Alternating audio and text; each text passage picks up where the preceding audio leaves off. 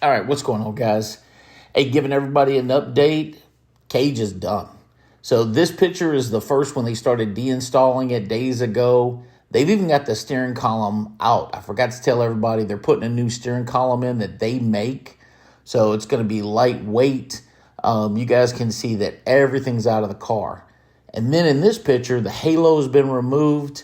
The down bars have been removed. Everything's ground down, ready for start designing, bending, cutting.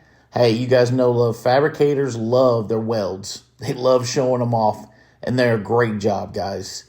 Then in this picture, cage is done. They even put me another bar up top for support and safety, and then the dash bar is in. So the cage is done. Now this, guys, is the new dash.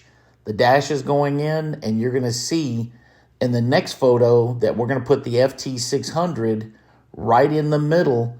And in the middle where you see all the switches at, you're going to see that they're going to build us a console for all the switches. They're going to hide all the wires. It's going to be beautiful, guys. But these guys are cranking out the work, and it is fabulous. So go check out Prestige Fabrication. I'll put their link below. All right, guys.